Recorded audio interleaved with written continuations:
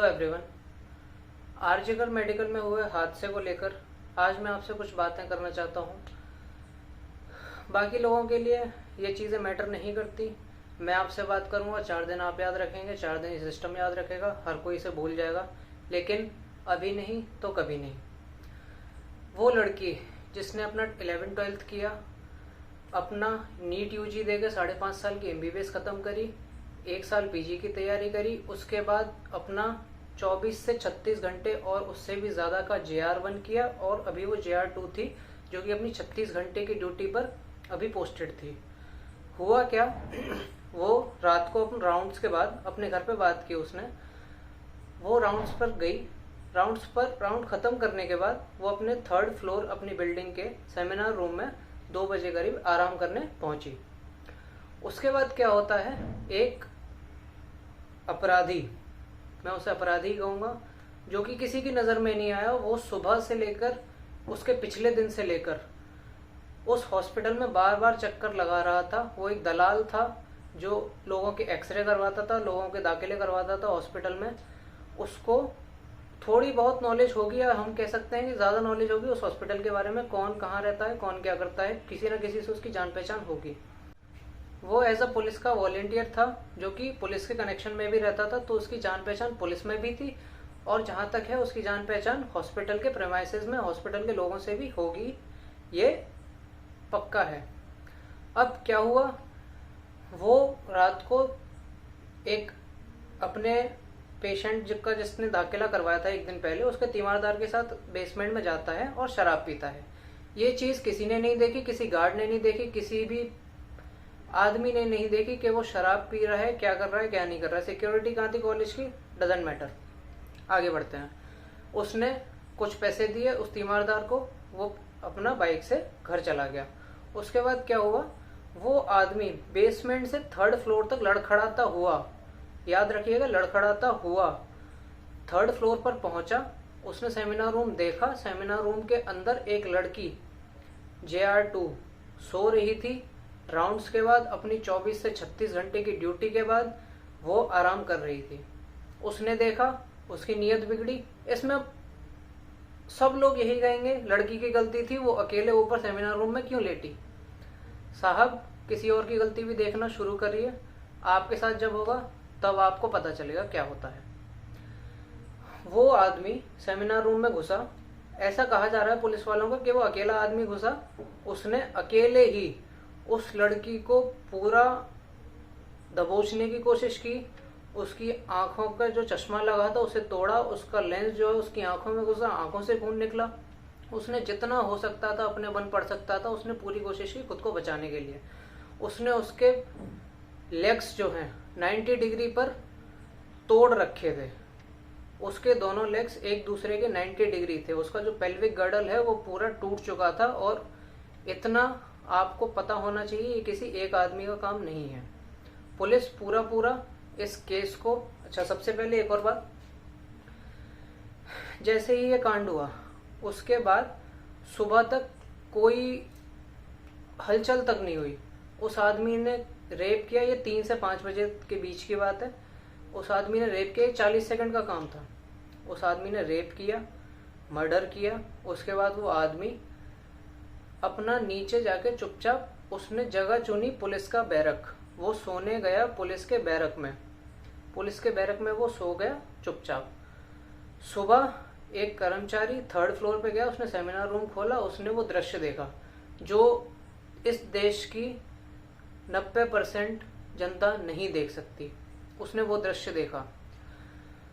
उसके बाद उसने पुलिस को इन्फॉर्म किया, पुलिस आई वहाँ पर, पुलिस ने पूरा मुआयना किया। उसके बाद पेरेंट्स को कॉल किया, पेरेंट्स को पुलिस ने कॉल किया कि आपकी बेटी की तबीयत बहुत ख़राब है, आप यहाँ आ जाइए। अब आपके घर पे कोई कॉल करेगा, आपको कॉल करेगा आपके किसी भाई बहन बेटी के बारे में कि उसकी तबीयत ख़राब है, उसके पेरेंट्स की हालत वहीं ख़राब हो जाएगी। उसके बाद क्या हुआ, उसके पेरेंट्स बार बार कॉल करने लगे, क्या हुआ क्या नहीं हुआ। उसके पेरेंट्स का किसी ने कॉल नहीं उठाया।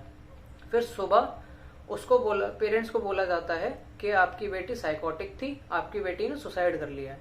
ये किसका काम है, पुलिस का काम है। पुलिस अपनी पुलिस के अधिकारियों का काम है, जो हमारे, बहुत आसान है ये कहना, हमारे पैसों से, हमारे टैक्स पेयर के पैसों से सैलरी लेती है, हमारे लिए काम करती है। उसी टैक्स पेयर के लिए उसने बोला कि आपकी बेटी साइकोटिक थी, आपकी बेटी ने सुसाइड कर लिया। पेरेंट्स वहां पहुंचे, 3-4 घंटे वेट कराया। उसके बाद उसके पिताजी ने अपनी बेटी को देखा, अपनी मरी हुई बेटी को देखा, जिसको मार दिया गया था। वो उसके ऊपर कपड़े थे, उसके नीचे कोई कपड़ा नहीं था। ऐसा दृश्य जो भी बाप, सबसे बुरा जो अपनी जिंदगी में एक बाप देख सकता है, इससे अच्छा कोई भी बाप मरना पसंद करेगा ऐसा दृश्य देखने के अलावा। उसके बाद क्या हुआ, उसकी पोस्टमार्टम रिपोर्ट हुई, पोस्टमार्टम हुआ, सब हुआ। उसके वजाइनल में सीमेन की जो क्वांटिटी थी, पुलिस ये कह रही है कि उस रेजिडेंट के पास एक ईयरफोन मिला था। सीसीटीवी कैमरे के थ्रू हमने उस अपराधी को ढूंढा, वो हमें पकड़ लिया और उसका जो ब्लूटूथ डिवाइस था उसके फोन से कनेक्ट हो गया। इसका मतलब ये है कि अपराधी यही है। अपराधी ने भी मान लिया कि हाँ मैं अपराधी हूं, मुझे फांसी दे दी जाए। इतना प्लैंड गेम और कहीं नहीं हो सकता, इतना सबको समझ में आता है। डॉक्टर हैं, पागल नहीं है। मैं गलत शब्दों का इस्तेमाल नहीं करना चाहता यहाँ पे, क्योंकि हमसे तो यही एक्सपेक्ट किया जाता है कि हम अच्छे हैं, हम भगवान हैं, हम धरती के भगवान हैं, हम बहुत अच्छे लोग हैं। इसके बाद भी जो हमारा जो केस है उसको गैंगरेप की श्रेणी में नहीं डाला जा रहा। पुलिस जो है उसने ना तो किसी प्रिंसिपल का, जब तक हाई कोर्ट तक बात नहीं पहुंची, ना तो किसी प्रिंसिपल का बयान लिया गया, ना तो पूरी पोस्टमार्टम रिपोर्ट रिवील करी गई, डीएनए रिपोर्ट रिवील करी गई, ना इस बात की जांच हो रही है कि कितने लोग थे, ना कि सबसे बड़ी बात, जो अपराधी था उसका स्टेटमेंट 4-5 दिन तक लिया ही नहीं गया। वो अपराधी कहाँ है, कितना उसको अच्छा ट्रीटमेंट मिल रहा है, कितनी सुविधाएं मिल रही हैं, उसकी कोई जानकारी किसी को नहीं है। इतना होने के बाद उस दिन जब सुबह ये बात पता चली, हम सो कॉल्ड डॉक्टर्स को गुस्सा आया। गुस्सा आता है तो हम क्या करते हैं, हम कैंडल जलाते हैं, रोड पे लेके चल देते हैं। किसी को कोई फर्क नहीं पड़ा, डॉक्टर्स के अलावा। डॉक्टर चिल्लाएंगे, 4 दिन चिल्लाएंगे, 10 दिन चिल्लाएंगे, चिल्लाते रहे। पहली बार नहीं हो रहा, कोरोना के टाइम पे भी हुआ था, कोरोना के टाइम पे भी सेम दिक्कतें थी। डॉक्टर चाहे मर रहा है, डॉक्टर को पीपी किट मिल रही है, डॉक्टर को मास्क मिल रहा है, डॉक्टर खाना खा रहा है, डजंट मैटर। डॉक्टर को पेमेंट आ रही है, नहीं आ रही, डॉक्टर जो है वो भगवान बन के बैठा रहेगा। सामने वाला आएगा, इलाज करवा के जाएगा, अगर मर गया तो डॉक्टर को मार दिया जाएगा। इतनी सी साफ बात है। ये हर इंसान को, हर जो डॉक्टर, हर कोई मेडिकल स्टूडेंट, हर कोई एस्पिरेंट जो जानना चाहता है वो जाने कि आप ये समझते हैं कि यहाँ आके हम भगवान बनना चाहते हैं, हम सबको ठीक कर देंगे, हम सबको ये कर देंगे। पहले खुद की जान तो बचा लो पहले। बहुत अच्छा प्रोफेशन है, जो भी चीज अच्छे के साथ आती है उसके साथ 10 गुना बुरा लेकर आती है। वैसा ही हाल यहाँ पे है। अब बात क्या हुई, वो आरोपी जो था वो इतना इन्फ्लुएंशियल है, क्या है क्या नहीं। डॉक्टर्स ने नॉन इमरजेंसी सर्विसेज, मतलब इमरजेंसी चल रही थी, ओपीडी और जो सारी चीजें, सेंट्रल लैब, ये सारी चीजें बंद कर दी। डॉक्टर्स को इतने अच्छे हैं हमारे डॉक्टर्स कि वो हमारी पूरा सिस्टम बंद भी नहीं कर पाए। भाई जब तक गरीब आदमी मर रहा है, गरीब आदमी आता है हमारे पास, गरीब आदमी आता है, अपना इलाज कराता है, चला जाता है। जब तक कोई बड़ा आदमी, कोई हाई प्रोफाइल आदमी हमारे पास नहीं आएगा, तब तक कोई सुनवाई नहीं होगी कि ओपीडी बंद है, इमरजेंसी बंद है, कुछ और बंद है। किसी को फर्क नहीं पड़ेगा, सरकार को, एडमिनिस्ट्रेशन को, कलेक्टर को, किसी को फर्क नहीं पड़ता। जब तक उनका कोई, किसी सरकार का, किसी बड़े आदमी का, किसी कलेक्टर का, किसी एसडीएम का, कोई जानने वाला, कोई बड़ा आदमी जब तक आपके हॉस्पिटल में आके ये फोन ना कर दे कि इनका हॉस्पिटल तो बंद है, डॉक्टर्स क्या कर रहे हैं, फिर डॉक्टर्स की जो लाइन लगेगी, आप सोच भी नहीं सकते डॉक्टर्स के साथ क्या होगा। उनको सस्पेंड कर दिया जाएगा, उनकी वेतन काट दी जाएगी, सारा जो मेजर्स हो सकते हैं, जो जितना बुरा हो सकता है डॉक्टर के साथ होगा। लेकिन 5-6 दिन ये जो अभी तक प्रोटेस्ट चल रहे हैं उसमें जो नॉन इमरजेंसी सर्विसेज बंद हैं, किसी को कुछ फर्क नहीं पड़ा। डॉक्टर आते हैं। जो नॉन इमरजेंसी सर्विसेज अभी चालू जो बंद की गई हैं उससे आपको भी दिख रहा होगा, कम से कम मेरे मेडिकोस फ्रेंड को तो दिख रहा होगा, मेडिकोस को तो दिख ही रहा होगा कि नॉन मेडिकोस को इससे कोई फर्क नहीं पड़ता। नॉन मेडिकोस को इससे बिल्कुल भी मतलब नहीं है तुम्हारे साथ क्या हो रहा है क्या नहीं हो रहा, क्योंकि कौन लड़ रहा है? डॉक्टर लड़ रहे हैं। हम तो डॉक्टर हैं ही नहीं, हमें तो इससे मतलब नहीं है। हमारे लिए ना तो वो लड़की है, वो सिर्फ एक डॉक्टर है जो कि हमारी डॉक्टर थी, ये लोग लड़ लेंगे, ये लोग अपना कर लेंगे, हमें बीच में पड़ने की क्या ज़रूरत है? तो उन्हें तो मतलब ही नहीं। जो जो मेडिको फ्रेंड मेरे हैं वो खुद बताओ, ये जो प्रोटेस्ट हो रहा है, चिल्ला रहे हैं we want justice, we want this, we want this, उससे मिल क्या रहा है? कोई, आप मीडिया का भी पता है, आप मीडिया को कॉल करके बुलाते हो, आपके पास कोई मीडिया, ऐसी कोई मेन स्ट्रीम मीडिया आपके पास आती तक नहीं है कि क्या हुआ। मीडिया को आपसे 4 सवाल करने की पूरी आज़ादी है। मीडिया को पुलिस से, पुलिस कमिश्नर से, थाना प्रबंधक से, कॉलेज के प्रिंसिपल से, कॉलेज के प्रिंसिपल का अभी तक एक बयान नहीं है। कॉलेज के प्रिंसिपल ने नैतिकता के आधार पे अपना इस्तीफा दिया। आप ये सोचिए, कॉलेज के प्रिंसिपल को इस चीज़ से कोई भी मतलब नहीं रहा। उसने किया, ठीक है हमारे साथ, हमारे कॉलेज में ये हुआ, मेरे संज्ञान में नहीं था, मैं इस चीज़ को नहीं बचा पाया तो मैं इस्तीफा दे देता हूँ। उसके बाद उस प्रिंसिपल पे कोई कार्रवाई नहीं होती कि आपकी सिक्योरिटी कहाँ थी, आपका सीसीटीवी काम कर रहा था नहीं कर रहा था। उसको जो है बगल के 10 किलोमीटर के अंदर अंदर एक मेडिकल कॉलेज है, कलकत्ता मेडिकल कॉलेज, उसका तुरंत प्रिंसिपल बना दिया गया। With in minutes, I would say with in minutes उसको दूसरे कॉलेज का प्रिंसिपल बना दिया गया। कौन सी पॉलिटिकल ऐसी ताकत है जो एक लड़की के रेप को, एक मर्डर को, उसके एक्यूज सिर्फ वो अपराधी नहीं है, अपराधी हर एक आदमी है जिसकी उस चीज को बचाने में असफल रहा। जो ये मर्डर हुआ, रेप हुआ, उस चीज को बचाने में जिसकी जवाबदेही थी, वो हर एक आदमी उतना ही अपराधी है जितना वो दरिंदा अपराधी है। प्रिंसिपल हो, वहाँ का सिक्योरिटी स्टाफ हो, वहाँ का पूरा इकोसिस्टम हो जो कि ये सारी चीज़ें देखता है, किसी को कोई फर्क नहीं पड़ा। प्रिंसिपल ने इस्तीफा दे दिया, अगर प्रिंसिपल ने इस्तीफा दे दिया तो उसके नीचे किसी का भी जवाबदेही बनने का कोई मतलब नहीं है, इतना आप भी समझते हैं। अब ये सब हो गया, वो मर गई, ख़त्म सब। अब बाकी सब जगह के डॉक्टर्स लगे हुए हैं, we want justice, we want that. देखिए, आपको जस्टिस जो है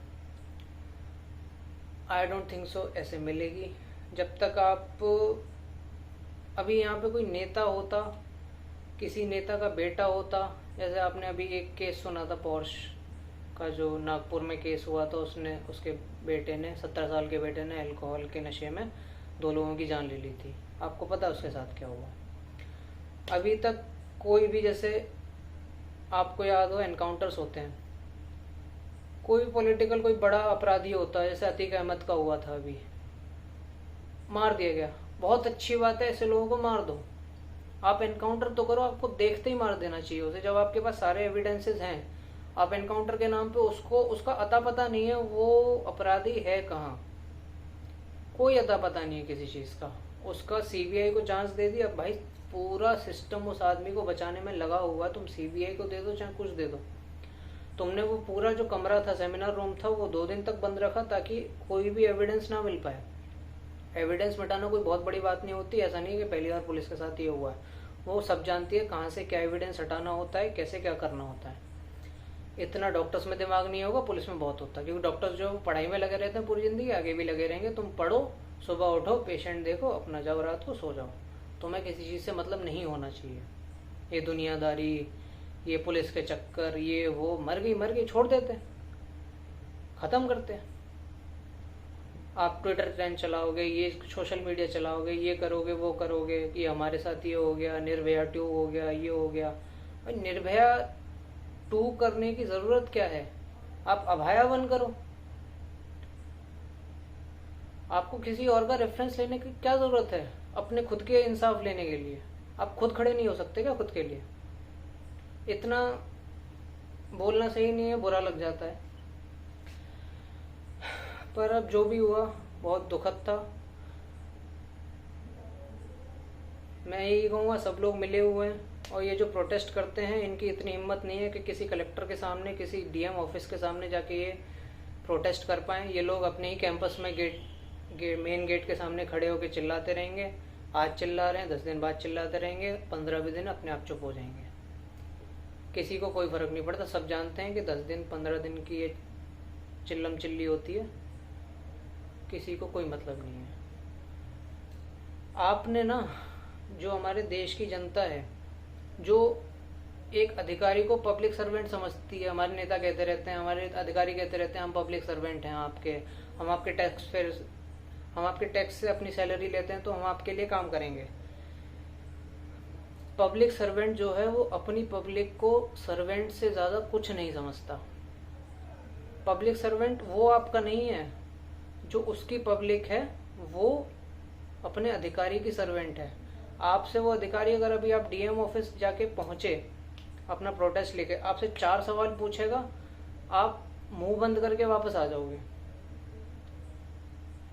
उसको कोई मतलब नहीं है, उसे अपने लॉ एंड ऑर्डर से मतलब है, उसे आपकी आश्वासन देगा। आश्वासन में मिला भी है। एनएमसी ने एक पब्लिक नोटिस निकाला है, आपने देखा हो तो।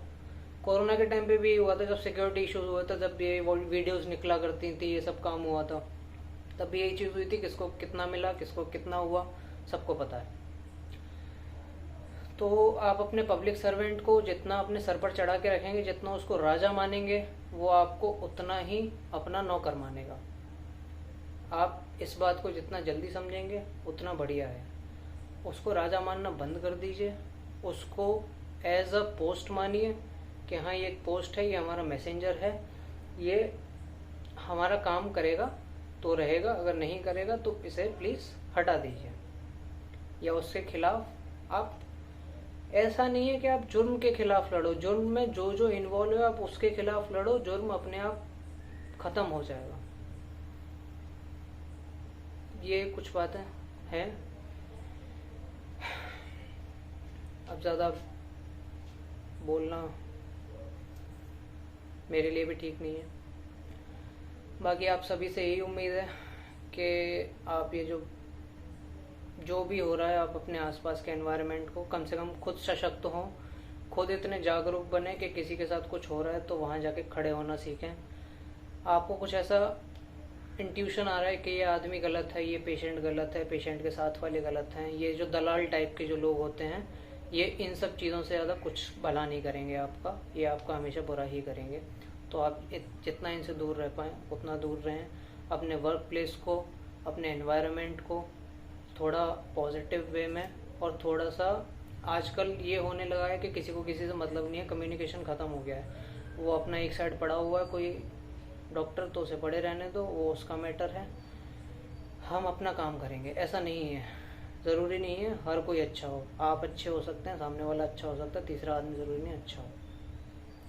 तो आपसे यही उम्मीद है कि अपने वर्क प्लेस पे कम्युनिकेटिव एनवायरनमेंट रखें। कोई कहाँ जा रहा है, कहाँ नहीं जा रहा, आप उस चीज़ की जानकारी तो रखें, ज़रूरी नहीं है कि घुसना है। और आपसे यही उम्मीद है कि आगे इस अगर कभी कुछ होता है तो साथ में खड़े रहना सीखें। बहुत बहुत धन्यवाद। Thank you.